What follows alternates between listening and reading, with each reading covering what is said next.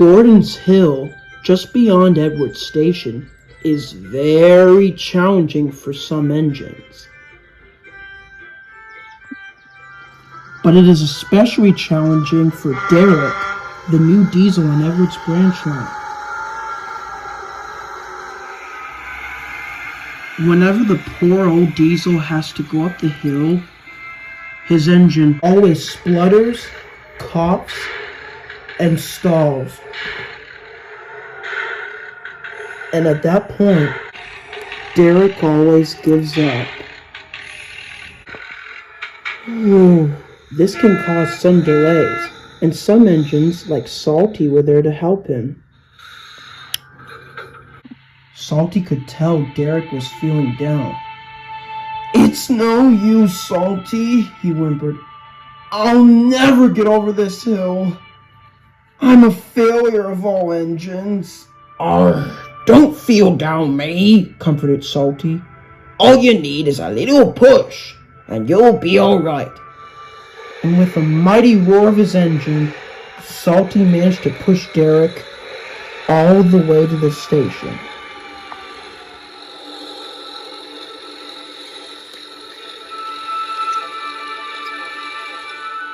The next morning, Derek was resting comfortably in the sheds when his driver came up.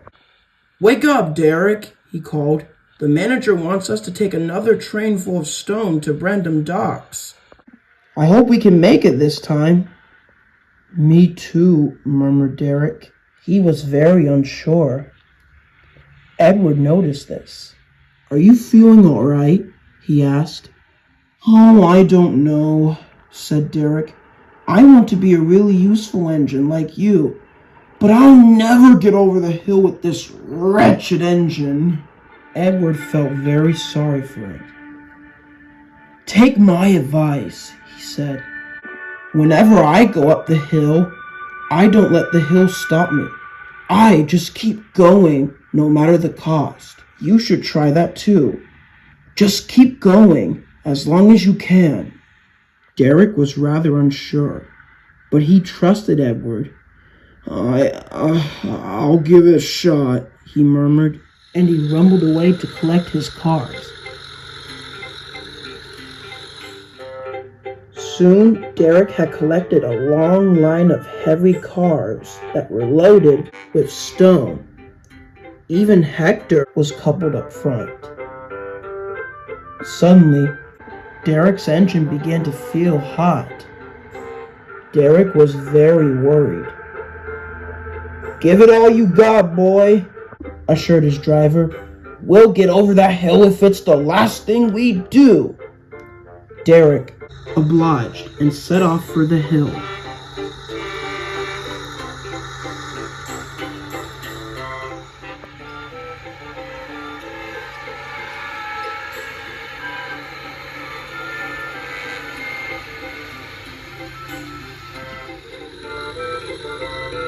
Soon, when Derek came to the bottom of the hill, he was determined not to break down again. "I can't do it," he gasped. "I hope." And Derek strained up the hill. Derek winced as he began to feel the weight of Hector and the heavy cars behind him. Derek's wheels struggled to grip the rails, and then Derek heard the sound he never wanted to hear again. His engine was beginning to stall.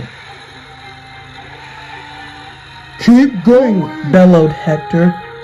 Derek struggled and strained, but at last he came to a sad stop.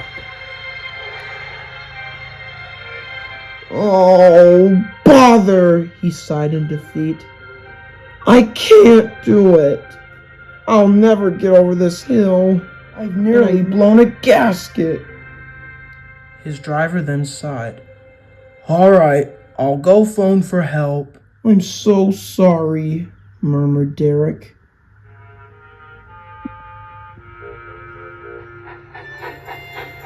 It wasn't long before Bill and Ben had come to Derek's rescue.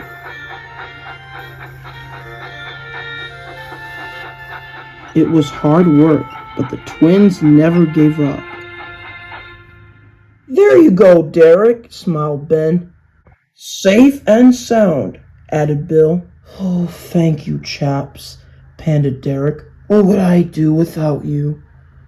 Suddenly, Arry and Bert barged in. "Well, what do we have here, Bert?" jeered Arry.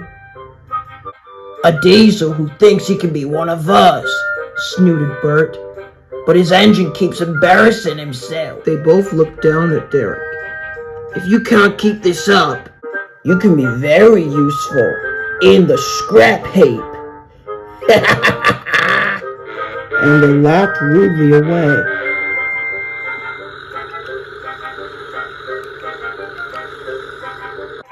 Derek felt more sadder than ever. A small tear hung from his eye. "They're right," he said sadly. "How can I ever be a really useful engine if I can't get over the hill?" Unaware to him, Edward had been listening to the conversation, and he felt very sorry for Derek. "It's not his fault," he pondered. "He just lacks confidence, that's all." Then an idea flew into Edward's funnel. He then whispered it to his driver and fireman, who agreed. They were going to get Derek up the hill once and for all. When Edward arrived, Derek was at the station with a heavy goods train.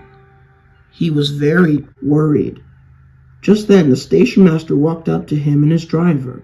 "Just a second, Derek," he called. "Edward's offered to help you up the hill. He'll follow on and push you from behind." Edward whistled. "That hill won't beat us." Derek was delighted. "Thank you, Edward."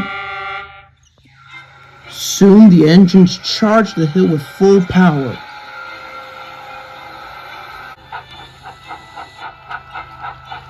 Derek was still very worried. "This train is very heavy," he called to Edward. "I don't think we'll make it." "Go on," whistled Edward. "I've got you." But Edward wasn't actually pushing. So Derek pulled the train up the hill. Without knowing that Edward wasn't helping, Derek then felt the weight of the train pulling against him. "Oh, I can't do it," he called to Edward. "I can't do it, Edward. I can't." Then he looked up. "Hang on a second. We're doing it! We're doing it!" he called. "Edward, you're doing it!" "Keep going!" called Edward with a fake grunt. "Oh, right. Sorry, Edward." "Full power!" called Derek to his driver. His driver obliged and pressed the throttle, and Derek's engine roared into life. And slowly yet surely, the diesel managed to climb the hill, making as much noise as he can. Edward followed behind, not too far away. "That's it, Derek. Keep it up," he shouted. "Keep pushing, Edward," called Derek. "You can do it. We're almost there." Arry and Bert were on their way to the yards when they were surprised to see Derek almost at the top of the hill. And they were even more surprised to see Edward helping him up the hill. "Well, grind my gears," exclaimed Bert. "Go at it, Derek," shouted Arry. "You can do it." And at last, Derek had reached the top of Gordon's Hill. "Huzzah, Edward!" cheered Derek. "We've done it!" And he glided smoothly down the hill, leaving Edward behind, beaming with pride. At last, Derek came to a stop at Marin's station. He then looked back. "Hang on a minute," he said. "Where's Edward?" Not sure," said Hector. "Must have left him behind." Just then they heard a whistle, and Edward puffed alongside Derek. "Well done, Derek," he said cheerfully. What do you mean? Asked Derek. You did all the hard work. I could have never done it without you. Oh, really? Pondered Edward. Last time I checked, it seemed like you did all the hard work up the hill by yourself. In fact, I never even touched your train. Derek was speechless. Really? Really, said Edward. Well done, Derek. Derek then gave a small smile. Thank you, Edward. I never believed I could make it up myself. Oh, that's all right, smiled Edward. You know what they say, a little confidence goes a long way, just like a little compassion. Derek's smile was as bright as the sun.